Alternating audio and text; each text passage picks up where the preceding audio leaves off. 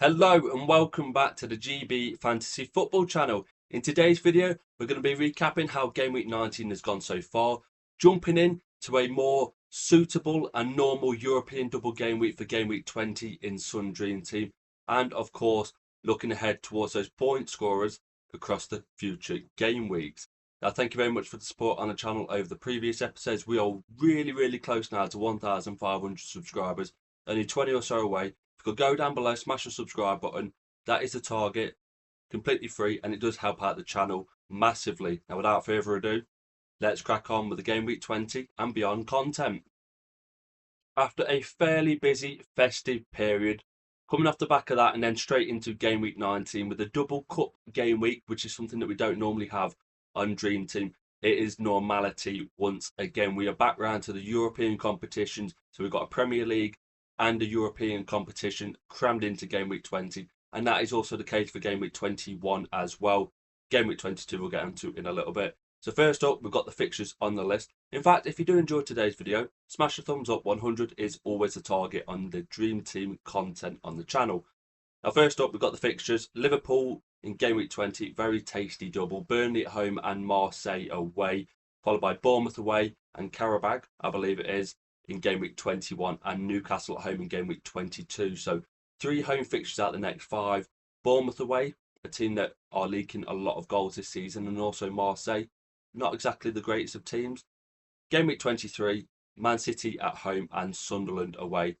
FA Cup round 4, obviously we still don't know if Liverpool are going to be in that. Time of recording this, they haven't yet played Barnsley in the 3rd round, so you'd assume they will, but who knows? Cup sets are a thing, and then Forest away in a single for Game Week 25. So Game Week 24 and Game Week 25 might seem a bit like dragging game weeks across there. Single in Game Week 24, potentially a very rotated cup team, and a single in Game Week 25 coming off the back of all these double fixtures. Might seem like a slow couple of game weeks. Manchester City, Man United away and Bodo Glimt away in Game Week 20. Wolves at home and Galatasaray at home in Game Week 21. Tottenham away and Newcastle home in Game Week 22. That is the second half of the League Cup semi-final. And then Liverpool away and Fulham at home in Game Week 23. So lots of attacking options now in that Manchester City side. Still got Marmoush to come back from AFCON. You've got Doku, you've got Semenyo, you've got Cherki, you've got Foden, you've got Reinders, who plays in a more attacking role. Does that mean more Pep Roulette? He's been pretty consistent this season, but Foden's returns haven't been there. Cherki did play 90 minutes in the FA Cup game at the weekend against Exeter, only 1 assist, surprisingly. But I do feel like there's going to be a lot of rotation in that Manchester City side. For Arsenal, Forest away and Inter Milan away in Game Week 20. Man United at home and Karat, I believe it is, in Game Week 21. Leeds away and Chelsea at home in the second leg of the Carabao Cup in Game Week 22. Then in Game Week 23, it's Sunderland at home and Brentford away. Now for Arsenal, it is a little bit different. They've done really well in the Champions League. They're currently top of the leaderboards in that one, top of the league. Lots of points amassed, and I do see lots of rotation in these Champions League games. The Inter Milan one, for me personally as a fan, you never want to lose a game. You want to keep momentum. But with both Champions League games, I would rotate heavily. Prioritise the Premier League. You've already done what you needed to do. If needs must, they only need 3 points, I believe it is, in the second one against Karat to finish top of the, is it 32 or 48? Either way, top of the Champions League groups overall and get a favourable draw in the knockout round. So I'd be a bit wary with regards to Arsenal's squad. We've seen at the weekend against Portsmouth how lots of options there are, how many there are, and that was even without defensive options. Gabriel did play that Portsmouth game, surprisingly. He played 60 minutes or so, but that was without Hincapié, that was without Calafiori, that was without Mosquera. So once they're back, I'd assume it's a fully rotated side all around. Newcastle, Wolves away and PSV at home in Game Week 20. Villa at home and Paris Saint-Germain in Game Week 21 away, that is. Liverpool away and Manchester City away in Game Week 22. Tricky games. Across Game Week 21 and Game Week 22, they've got PSG away, Liverpool away and Manchester City away. For a team that has predominantly struggled away from home this season, could you see them going to somewhere like Liverpool or Man City, even PSG, and picking up a result? Potentially. Backing on their form, though, very tricky ties. You probably can't get more 3 trickier games back to back to back than that. Chelsea, Brentford at home, and Paphos. I believe that is in game week 20. Crystal Palace away and Napoli away in game week 21, so a tricky double away fixture. West Ham at home and Arsenal away in game week 22, the other side of the Carabao Cup double. And then Wolves away and Leeds at home, so quite a few nice fixtures for Chelsea coming up. It's just the rotation that we've already been told about. The medical side are holding players back, such as Reece James and Cole Palmer. Too many minutes, they're not allowed to play. One of the reasons why Enzo Maresca stepped away in the end, he was being managed with regards to how many minutes these players could have. So they would be the players that we would look at predominantly. Maybe an Enzo Fernandez thrown in there as well, but they will be on the radar. Man United, Man City at home, Arsenal away. All their cup games have gone now. I'll be trying to shift on their assets. Aston Villa, Everton at home, Fenerbahce away, always a tricky fixture. Newcastle away, not too sure who that one is, unfortunately, in the Europa League. Aston Villa do tend to rotate quite heavily in the Europa League. There's the odd one that slips through the net. Morgan Rogers has played a few times. Ezra Konsa has normally missed out in the Europa League as someone who owned him previously in the year. And then Brentford at home. So it's only Man City, Arsenal, Newcastle and Chelsea who double over the next 3 game weeks. After game week 20, we're really not having many doubles at all. It's only game week 23 between 22 and 25 that has doubles for the teams that aren't in the Carabao Cup. On to Tottenham, West Ham at home and Borussia Dortmund at home, so pretty decent. But do you want to go near a side that's struggling massively? Burnley away and Eintracht Frankfurt away in game week 21. Manchester City at home in game week 22 as a single game. And then Man United away and Newcastle at home in game week 23. Now, the Man City game, we know what Tottenham are like with Man City normally. That is a fixture they do come out on top with results-wise. Whenever Arsenal tend to need a result from them, that's not necessarily the case. But you can see Tottenham doing some damage there, especially on the counter-attack, if they get their offensive options back, such as Kudus. Crystal Palace, unfortunately, they don't have any more fixtures in the Conference League, so it's just Sunderland away in game week 20, Chelsea at home in game week 21, and Forest away in game week 22, so it might be time to shift away from those Crystal Palace assets, at least until game week 23. And the final European side who have still got games left, Nottingham Forest, Arsenal at home, and I believe that's Sporting Lisbon away in the Europa League. Then it's Brentford away and Ferencváros. Correct me down below in the comments. It's the Turkish League side, I believe. And then it's Crystal Palace at home in game week 22, and then Leeds away and Wolves away. So Wolves at home in game week 23. So pretty decent fixtures across the board for Forest. I've owned Nico Williams for the majority of the season. I got rid of him this week. He came on at half-time, but we'll get onto my team a little later on. There's a few options across Forest that could be potentially in our sides. So we've only got 8 European teams, unlike towards the start of the season where we had 9 in Crystal Palace. Plenty of double game weeks. Leave a comment down below on what team's fixtures have caught your eye the most. Moving on to the biggest scoring players of game week 19 so far. This was always going to be an interesting one. This is why Matt's captaincy was a shout specifically for my team, and I'm sure many of your teams as well. There's always a few players during these cup fixtures that come out of nowhere, score massive points, and they will catapult you up the leaderboards. Top of the charts, Jurgen Strand-Larsen of Wolves. Did anyone see that coming? I did not personally. I think he got a hat-trick and an assist. 2.1 million, 28 points. For any of you who went there, leave a comment down below, because I would give you a clap, but it would ruin the audio. But fair play to you. Martinelli of Arsenal. I always thought he'd play this game. Trossard's been playing a lot on the left-hand side. Did I think he'd score a hat-trick? Absolutely not. Did I think he'd turn into Duncan Ferguson from corners? Scored 2 headers from a corner, scored a tap-in. He actually missed an open goal as well, so that hat-trick could have been easily 30 points. I know a few people were toying with the idea of Gabriel Jesus on a substitution chip, but Martinelli was the one currently. Somerville for West Ham, they did okay. They got through against QPR, I believe. Rico Lewis picking up a couple of goals and I believe an assist in the 10-1 rout against Exeter. I hope that Nunes was going to start that game, but Lewis was the one at right back. Then on to probably the 2 most highly owned assets going into this week who have scored well so far. And that is Anthony Gordon and Harvey Barnes, 18 and 17 points between them. This fixture, I think Gordon started on the bench, I'm tempted to say.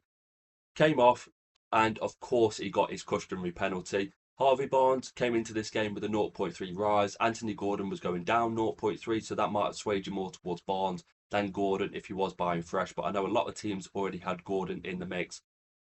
As you would have saw if you did watch from my last video, Anthony Gordon was on the thumbnail. He was a prime candidate to come into my team. Gordon owners put me off. I was influenced massively. But once again, as I spoke about in the previous episode, the switch and the change between Bruno Guimaraes taking the last penalty and Gordon being off the pitch at the time swayed people's opinions massively on him. If Gordon would have been on in game week 18 and scored the penalty going into game week 19, I think his transfers in would have been huge compared to transfers out. It wasn't the case, and he's tucked his penalty away really nicely. And because that fixture went into extra time, there was more time for bonus points. There was more times to pick points up along the way rather than just a 30 or 40-minute cameo. So they've done exceptionally well. And for those of you who do have them in your team, well done to you. Semenyo at his brand new club was always going to start this game, or at least be involved in some capacity. Pep did tell us prior to that in the press conferences. 17-pointer. Will his minutes be pure going forward? Will they be consistent out on that right-hand side or left-hand side? I think it was in this one. I'm not too sure. Man City fans, leave a comment down below, and if you think he will start more games than if he will be coming off the bench via a cameo appearance. I think for that money and the impact that he's already had, I know it was Exeter, but he does offer a lot and he's a star player. Ashley Barnes of Burnley for 16 points. Gruder of Brighton, a fantastic result for them going through away to Man United. Kevin of Fulham, 16 points as well. Jensen, Anthony, Elaine, another one from Manchester City. 2.5 million fresh onto the game. Prior to that, he wasn't actually an available option. He will be going up 0.3 this game week, regardless of what happens in the Newcastle game for the second part of game week 19. They haven't signed Mark Gay yet. He's looking pretty strong at the back, and without Diaz, without Gavardio, I do think he will play in that Man City defence. Yes, without Gavardio and Diaz, it does make them weaker, but for 2.5 million, a route into that Man City defence, could that potentially be a way to maybe manoeuvre a few funds around our teams? Hudson-Odoi, fantastic game that was on Friday night. 3-3, they went out on penalties to Wrexham, so Forest won't have an FA Cup game down the line. But he did well once again. Arias of Wolves, similar to Strand Larson. Lots of points. Will we go there as a Wolves asset? Probably not. Enzo Fernandez came off the bench in this one, tucked away a penalty, got an assist as well. So 15 points for him. Going forward, he will probably be a player that isn't having his minutes managed, but he won't be as explosive points-wise as someone such as a Cole Palmer. So we might have to weigh that one up in the future. Brune Larson, 14-pointer for him. Mark Guéhi, a player that I did have in the previous weeks, or the previous week, he stuck around for a week, played about 5 minutes and then left my team. So big 14-pointer for him. Buonanotte, also 14-pointer, and a player that is also slightly highly owned on this game currently, Harry Wilson. Got his goal, got his assist. He's having an incredible season. Can Fulham keep him at the end of the campaign with him being out of contract? It's still yet to be seen. But these are the biggest point scorers so far for game week 19. I currently don't have any players on this list, so that could probably tell you how my game week has gone so far. But I think these are big differentials and they would have boosted you up massively in the leaderboards. Remembering how my team went so far in game week 19, 46 points, and I've dropped a whopping 3 positions. I've gone from 540th in the world to 543rd. So it's been an okay game week. It was always going to be one of these ones where it was a low scoring affair. You had lots of rotation for the FA Cup games, and I'm sure there'll be lots of rotation as well for the League Cup games. Pep's already come out and gone. There's a few players in that Manchester City side who've got knocks along the way. I was very surprised how strong they went for that Exeter fixture. All of us saw Erling Haaland starting that game, and it was high behind the chair time. I opted against playing my Matt's captain, and when I saw Haaland on that team sheet, I was worried. We saw what he did to Luton several years back now, and 10-1. Haaland doesn't get a goal or an assist, and Cherky plays 90 minutes in that fixture and only gets 1 assist. 8 points for him. He was one of my transfers in this week. I didn't know that many people would actually captain him, so when I saw people's teams across the board, I was very surprised. And I was also surprised to see Erling Haaland. I think he was captained over 50% in the top 1k still. I'm not sure how many of them actually left it on him or went out the way to captain him specifically for this game week, but to see a 2 pointer for Haaland And when he was taken off at half time, I was quite glad because that could have been very messy. Henderson in goal. One of the transfers that I did think about was potentially switching him out, and I didn't think he'd play this one. There was always that 2 or 3% chance that he might do, but with Benitez there, it was always a bit of a long shot. And also, Palace are now out of the FA Cup. The holders are gone. They lost to Macclesfield. So a side that we would predominantly be leaning towards towards the next few game weeks when the cup does come back around, because they're quite consistent with their lineups. Palace not going to be an option for us. Across the back line, Gabriel was my other transfer in, as well as Cherky. Gabriel came in for Nico Williams. Lewis Hall played. He came off the bench. Got 7 points. That extra time did really help him out. Nunes didn't start for Man City. Could he be one of the players that have currently got a knock and nursing that injury? Rico Lewis did really well in that one, so hopefully he plays. If not, might prove a bit problematic. But Gabriel, I did bring him in. Didn't expect him to start against Portsmouth at all. I saw the team sheets. A lot of players have either got Timber or Gabriel at the minute. Not too many Salibas or Calafiori because he's out injured, or Reyes. There's a few of them knocking about. But I saw Gabriel on the clean sheet. I thought potentially a way to catch up a few points. Arsenal, they kept the clean sheet for about 3 minutes. And after that, I always knew he was going to get substitution. Once the goals started going in, kept looking towards the bench. And he did make it past the 60-minute mark, but that was it. Just the 2 points for turning up. So probably will affect his price and the tricky away fixtures of Chelsea, but it's nice having him in the team more longer term. I did look at Kusanov for my team last week, and he was in the drafts a few times. I would have been really annoyed if I brought Kusanov in, because they conceded in the 90-plus minute or whatever it was in the injury time, and they won 10-1. So lots of upside for the attackers, not necessarily upside for the defenders in that one. Foden, a no-show. His grace in the bank is slowly running out. He scored exceptionally well for quite a few of you who did hop on him a little bit early. I got a few hauls towards the back end, but points-wise, it's been pretty dry across the last few game weeks. And with Semenyo coming into that team, it's another offensive option.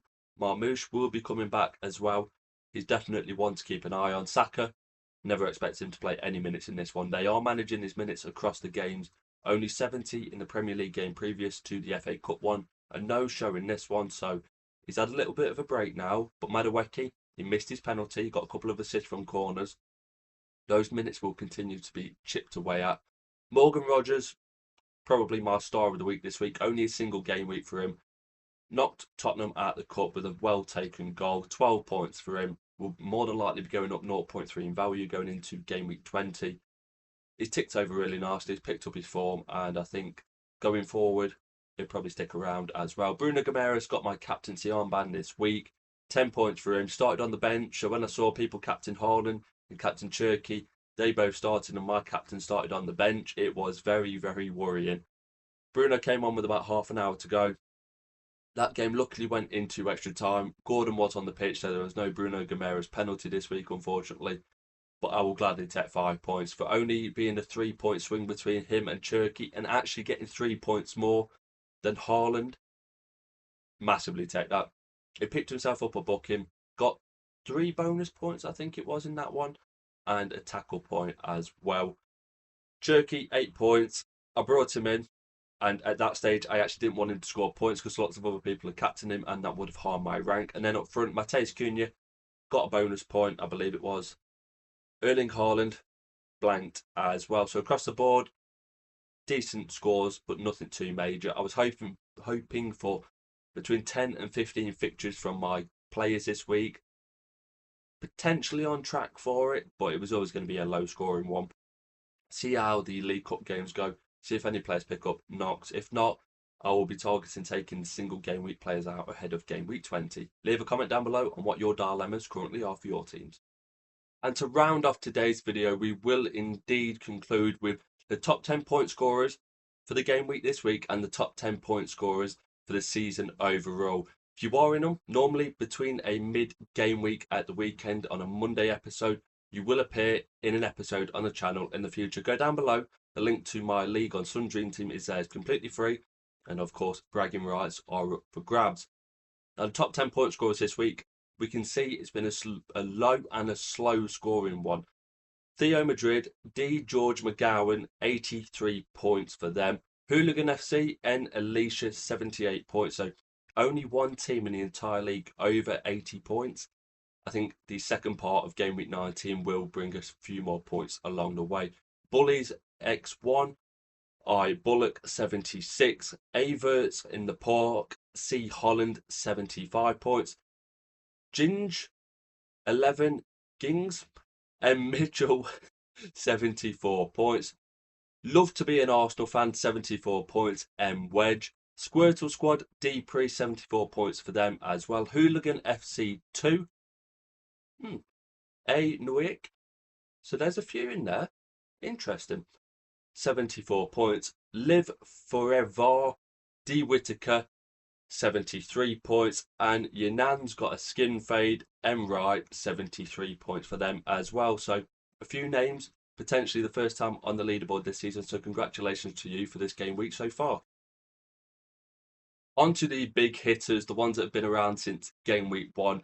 They've camped out in the top 10. They are still here. And we're starting things off in the first position with Rappers Delict, M Warner, 53 points this game week, 2,218 for the season. Bratsworth FC, C Hyatt, 33 points for the game week, 2,204. So lots of points scored over the campaign. Bring Back Big Ange, J Milligan, 2,203. So only 1 point separating second and third. The Dream Team King, Nathan Wisby, 2,198 for them. A really good game week points wise, 56. Super Imps, S Whiting, 2,180 in 5th position. 6th, Easy Team, N Glaudinning, I believe it is, 2,169. The Regulators, J Wadsworth in 7th position, 2,168. Can't get any verts. J Jones, 2,166. Crimea River Plate, C Priest, 2,165.